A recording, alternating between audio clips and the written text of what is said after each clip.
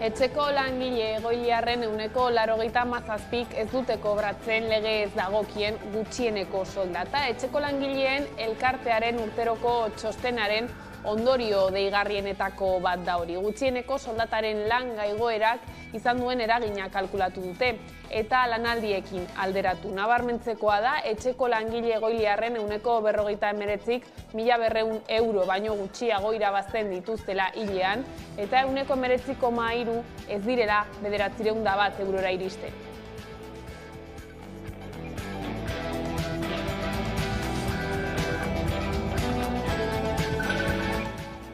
Langile bat hilda Arrigorriagan objektu astun batek jota. Istripua Arrigorriagako Konformados Facme enpresan izan zen eta ordu batzuk geroago hil zen Gurutzetako ospitalean. Eusko Jaurlaritzaren segurtasun sailak argitaratutako informazioaren arabera, objektu astun batek bularrean jo zuen gizonezkoa eta horregatik eraman zuten ospitalera. Istripuaren zergatiak ikertzen ari dira oraindik, hori bai, eta haren lankideek 2 eguneko greba antolatu dute.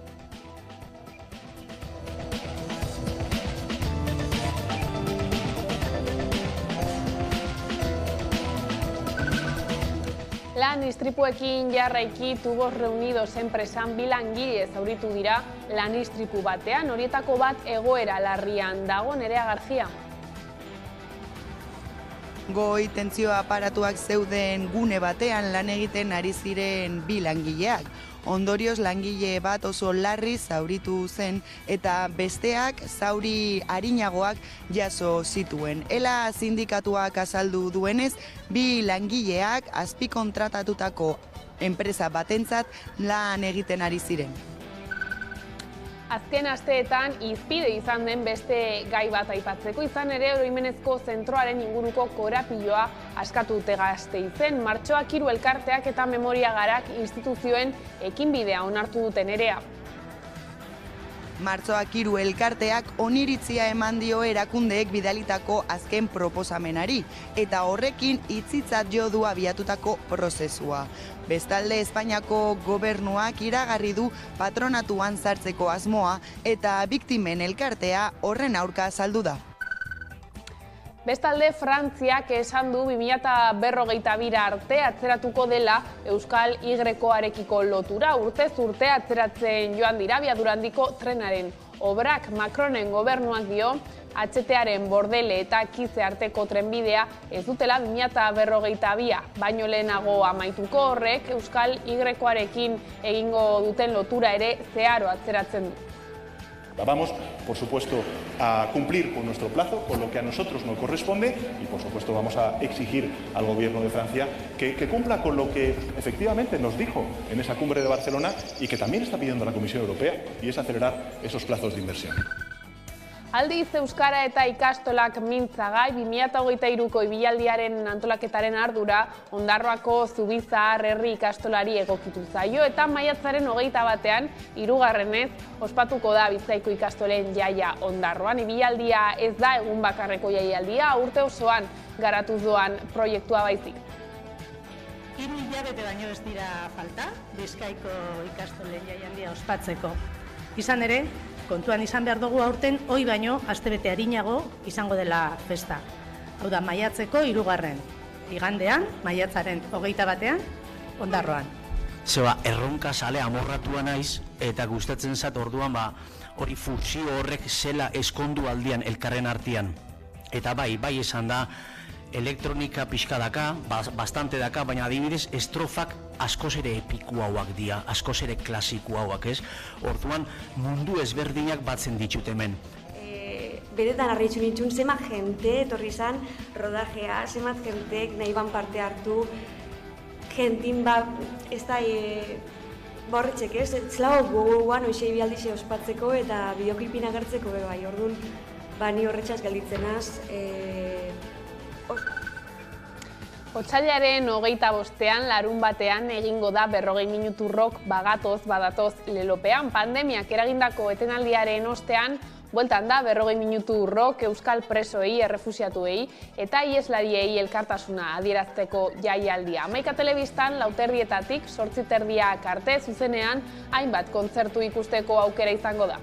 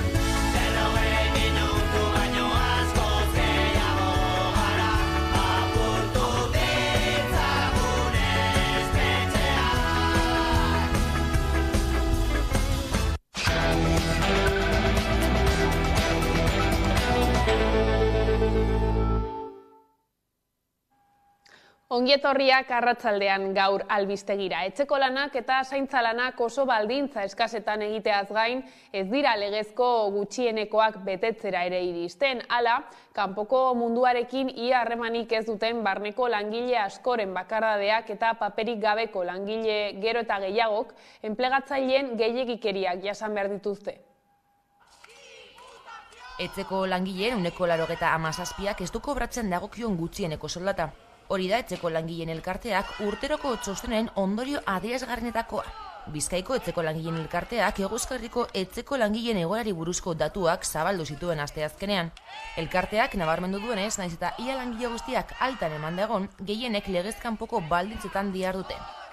Izan ere, txostenak jasotzen du beharginen 72ak beharko luketen baino lanaldi luzeagoa dutela. Hau da, 2tik 60 ordu baino gehiago egiten dute lan astean. Beraz, atzeden legedia ere ez da betetzen. Datu horiek langileen egoera lazgarria agerien uzten dute. Izan ere, etxeko eta zaintzako lanak oso baldintza eskasetan egiteaz gain, ez dira legezko gutxienekoak betetzen. Halaber, elkarteak ere ez duenez, ohikoak dira mespretsuzko esaldiak eta mehatzuak. Baita eskubideak ukatzea ere, erregularizazio ezak ahalbidetzen duen babesgabetasun egoera aprobetxatuz. Edonola ere, elkarteak argi utzi du gai horitako askok konponbide erreza izango luketela. Gehiegikaria horiei muga jartzeko borondate politikoa balego. Tartean, erregularizazioa simplifikatzea, gizarte arloko epaitegien jarduna arintzea eta gizarte segurantzaren bulegoetara aurrez aurre sartzeko erraztasunak ematea. Hain zuzen, atzoko egunarekin lan berdina egiteagatik gizonek eta emakumeek ez dutela berdin kobratzen gogoratu dute sindikatuek eta hori konpontzeko neurri zehatzak galdegin dizkiete patronalari eta gobernuei. Soldata berdintasunaren eguna izan zen atzokoa eta horren harira mobilizazioak eta adierazpenak egin zituzten sindikatuek. Soldata berdintasunaren aldeko nazioarteko egunean, soldata arrakala salatzeko eta sexuen arteko soldata berdintasuna aldarrikatzeko protestak egin ditu Labek Bilbon eta Iruñan. Labek Iparegoa fundazioarekin batera soldata arrakalari buruz egindako azterlanak hainbat datu argira atera zituen. Tartean gizonezkoek batez beste 23,5 gehiago irabazten dutela Hego Euskal Herrian emakumeek baino. Izan ere, Labek dio egun sexuaren araberako lanbanaketak eragiten duela soldata arrakala gehien bat, eta sektore feminizatutako eta maskulinizatutako hitzarmen kolektiboak alderatu ditu. Hala, lan hitzarmenik gabe jarruten duten 4 langiletik 3 emakumeak dira. Egoera horrela, sindikatuak eskatu du itunak berritzeko negoziazio kolektiboetan kontuan har dadila emakumeen diskriminazioa, baita lanpostuen balorazio feminista egin dadila ere. Era berean, sektoreetako soldatak parekatzeko konpromisoak hartzeko eskatu diete agintari politikoei. Baita, privatizatuta dauden sektore publikoko zerbitzuetan egoerari buelta emateko neurriak hartzeko ere.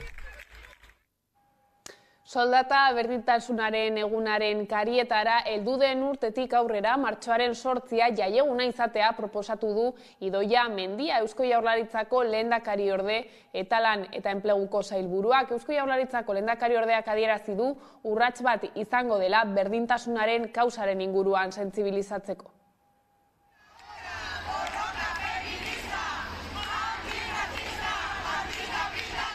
Beharrezkoa den guztietan errepikatu behar dugu emakumearen berdintasunaren kausa, demokraziaren kausa dela. Eta emakumeek ezin dutela askatasun osoa izan, ez direla lehen mailako herritarrak beren independentzia ekonomikoarako tresna guztiak ez badituzte. Batzuek datuen aurka diote oraindik ez dagoela diskriminaziorik gure gizartean. Eta egia da gure legeek duela 4 hamarkada baino gehiagotik debekatzen dutela. Baina badakigu halaber nola erabiltzen diren legeen zuloak desberdintasun horri eusteko, hezkuntzan, etxeetan eta enpresetan ere. Horregaitik tresna guztiak erabili behar ditugu legeak betetzen direla bermatzeko. Emakumeek gizonek egiten duten lanaren antzeko lanagatik gauza bera irabazteaz gain, batez ere gizonek betetzen dituzten eta hobeto ordaintzen diren enpleguak lortzeko oztoporik ez egoteko. Gai izaldatuta pentsioen murrizketa galaraztea eskatu die ELAK alderdiei. Pedro Sánchezen gobernuak pentsioak murrizteko duen asmoaren aurka mobilizatu da ELA Iruñean.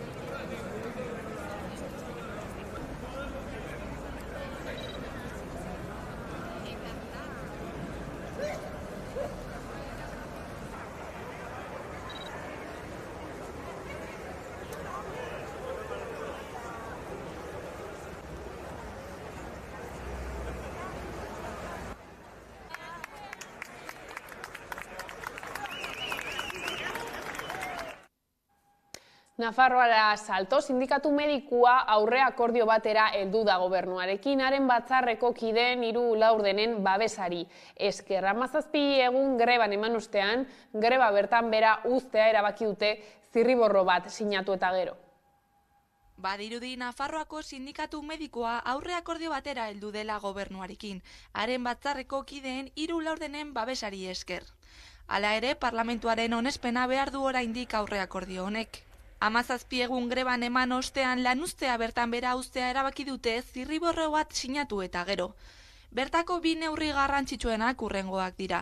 Alde batetik lankarga murriztea egunean 32 paziente eta bakoitzeko 12 minutuko esleipenarekin, eta bestetik hilean 400 euroko soldata igoerarekin, eta ez 1000 eurokoa haiek eskatu bezala.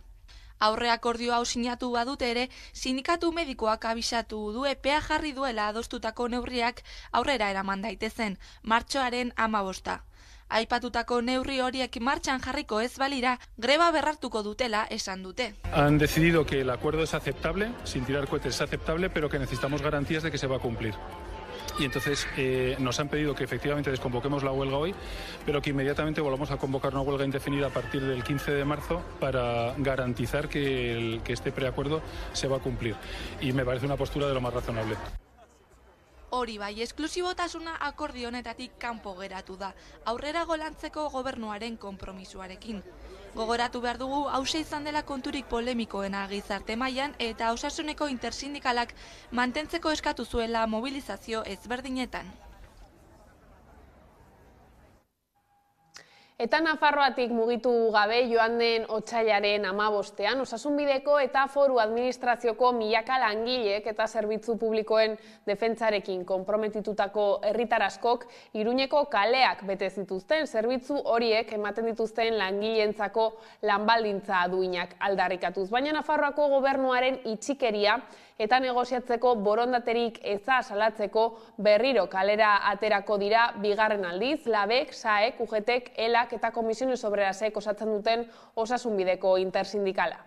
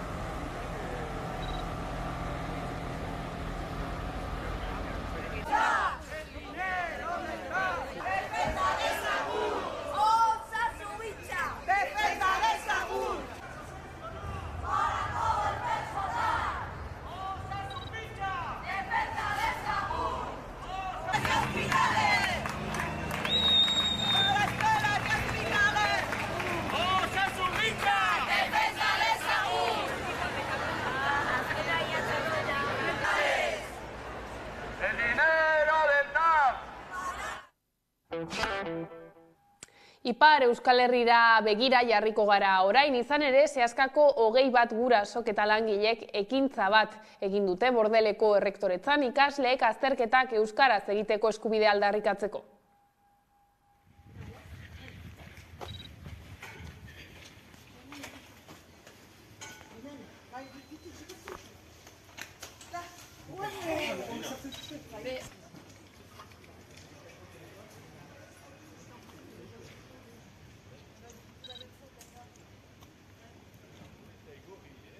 Orain aski blokatzen dugu eta aski dutela eien lana egitea eta Parisetik Bordalera Baionara eien artean akomatu behar dugu erantzun bat. Mespritsua erakusten haukute, beraz, guk ere blokatzen ditugu eta ez dugu amor emanen.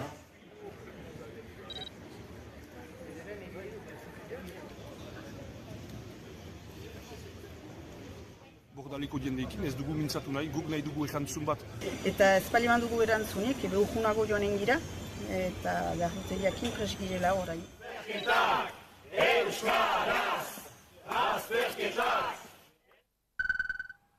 Eta ingurumenari begira 2025 amaierarako berriztagarriak izango dira energia iturri nagusiak. Gaur-gaurkoz ikatza da argindarra sortzeko iturri nagusia munduan, baina nazioarteko energia agentziak uste du 3 urte barru berriztagarriak izango direla.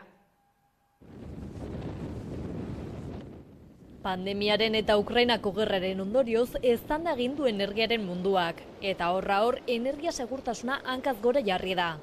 Arrazoi horiek medio eta klima larrialdia ahaztu gabe trantsizio energetikoa nagusitu da. Testuinguru horretan Europar Batzordeak azkartu egin nahi ditu energia berriztagarrien proiektuak. Bada, justu nazioarteko energia agentziaren arabera 2025 urtearen amaierarako iturri berriztagarriak izango dira argindarra sortzeko bide nagusia munduan. Definitely we see an acceleration, a strong acceleration of clean energy transitions. Gaur-gaurko ikatza da argindarra sortzeko iturri nagusia, baina energia agentziak uste du ikatzaren erabilera zertxo eta palduko dela, eta berriztagarrien hazkundea iritsiko dela. Nuklearra da goranzko joera duen beste argindar iturria, eta bere horretan mantenduko da gasa. Ildo horretan datozen 3 urtei begira, berriztagarrien eta nuklearraren bidez erantzungo zaio energia eskariaren igoerari. Argindar eskariak etengabe gora egiten jarrituko duela aurreikusten da. Dena den berriztagarriek bezalako iturriekin CO2 isuriek mantendu edo jaitsi egingo dela uste da, argindar gehiago ekoiztuko den arren. Txina izango da aitzindari, berriztagarrien hazkunda handiena izango duena. Jarraian India, Europa eta Amerikako Estatu Batuak izango dira energia berriztagarrien munduan hazkunde handia izango duten inguruak. Hain justu herrialde horiek dira energia gehien kontsumitzen dutenak. Hala nola munduko argindar eskariaren eren bat Txinarena izango da 3 urte barru. Euskal Herrira itzuliz petrolioa da nagusi, baina energia berriztagarrien proiektuak ere goranzko bidean dira.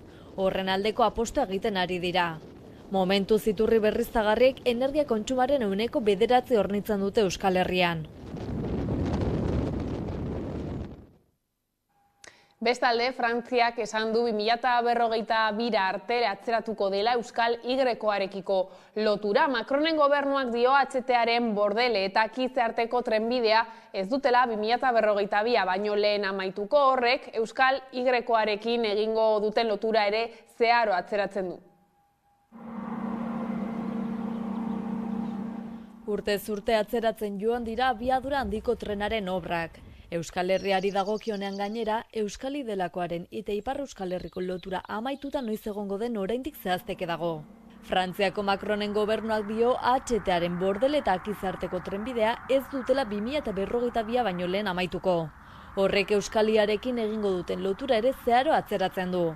Izan ere hasiera batean Ipar Euskal Herriaren eta hegoalden loturak 2030erako egon behar zuen amaituta. Frantziak atzerapen horiek administrazio arloan izandako arazoekin eta krisiak aurrekontuetan izandako ondorioekin argudiatu ditu. Atzerapen horien berri hartarazi ondoren, Aitor Estebanea jotako bozeramaileak Kongresura eraman du gaia eta Pedro Sánchez Espainiako presidenteari galdetu dio ea atzerapen horiek egiaztatu ditzakeen. Nosotros también nos vimos sorprendidos por esa publicación del organismo francés. Gaineratu du Europar Batasunarentzako estrategikoa dela Madrid-Gasteiz-Kize Paris arteko trenbidea, eta azaldu du Espainiaren esku dauden azpiegiturak 2030erako prest egongo direla, Euskaliaren zatia eta Gasteiz-Burgos artekoa. Vamos, por supuesto, a cumplir con nuestro plazo, con lo que a nosotros nos corresponde, y por supuesto vamos a exigir al gobierno de Francia que cumpla con lo que efectivamente nos dijo en esa cumbre de Barcelona y que también está pidiendo la Comisión Europea, y es acelerar esos plazos de inversión. Dena den Frantziaren aurkako kexa ofizial bat aurkeztuko duela iragarri du, eta ildo horretan azpimarratu du Europar Batasuna Espainiaren alde dagoela auzi horretan.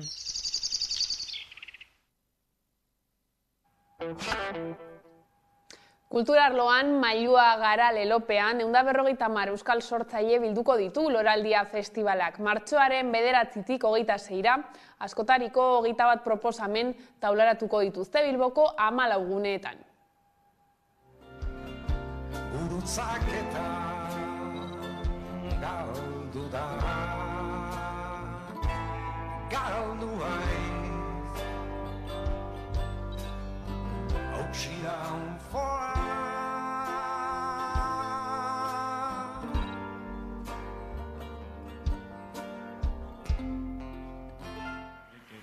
berandu da igual eskerrak emateko, baina egoera hartan, amets txarra hartan harrapatuta geunden presoen egoera aipatzearen kanpoan ez da. Teia gorrion ama grisak itxilean laztantzen.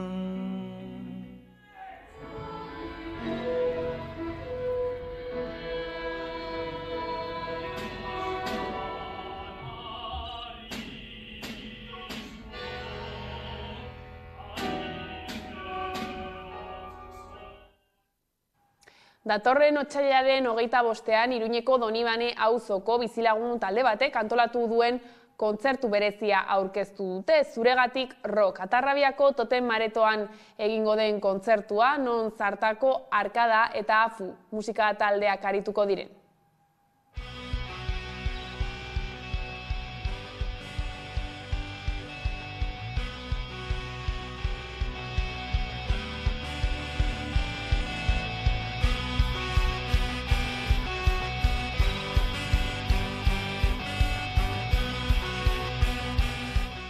Hemen elkartu garenak Donibaneko bizilagunak gara. Eta bertan, bildu gara hurrengo otsailaren 25ean antolatu dugun kontzertu berezia aurkezteko asmoz. Zuregatik rock. Donibane, auzo bizia izan da beti. Egitasmo, proiektu, protesta eta gertakari ezberdinak zeharkatu dute. Eta horietako espazio naturala izan da. Auzo mailako borroka eta dinamikek markatu dute hemengo bizilagunon bizia, gure egunerokoa. Paguada parkean egin nahi zuten gasolindegiaren kontrako protestak, greba.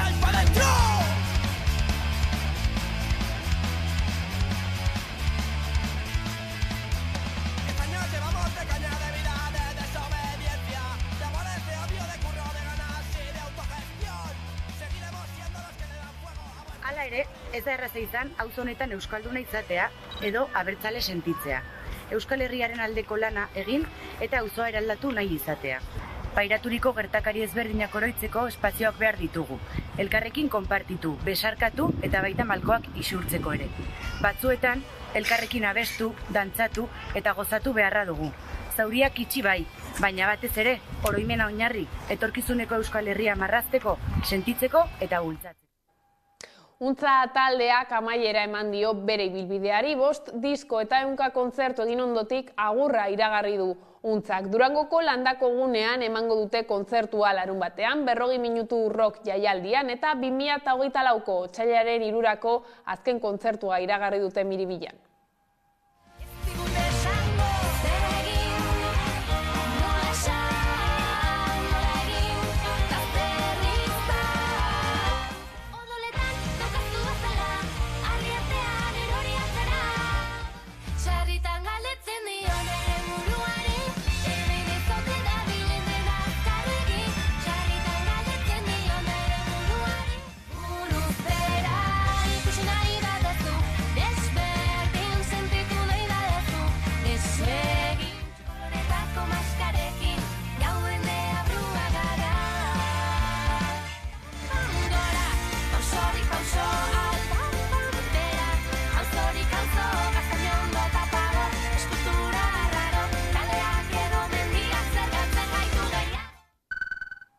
Eta zineman Euskal mitologia ardatz duen Irati filmaren aurrestreinaldia egin dute Bilbon. Bilboko udalak antolatzen duen fantasiazko zinemaren Fant jaialdiak 29. edizioa ospatuko du maiatzaren 5-etik 13 eta ostegun honetan zinemaldiak Prefant zikloa jarri du abian Paul Urquijo Arabarraren Irati filmaren aurrestreinaldiarekin.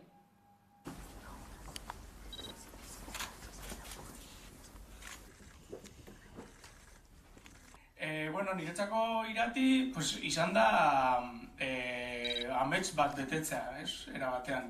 Txikitatik neuzkan euskal mitologiako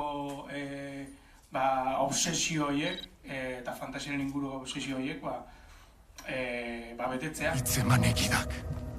Uteko, ular sendoa beharko du, dibarte honi zaiteko. Pentsatzen dut horren herri txikia izan da, Euskal Herria, olako historio bat eukitea, para la posteridad esaten dana, sekulakoa dela. Eta orduen arrotasun handia eroaten dut. Bera kapitaina izan da, gu bere barkuan sartu gara, eta Historio eder eta zail hau kontatzeko ze zaila izan da. Oso divertigarria pelikula hau egitea, ez? Eta sentitzen denbora guztian zerbait historikoa egiten ari garela gure zinemarentzat. Bai. Norbaitek azken atxeman du.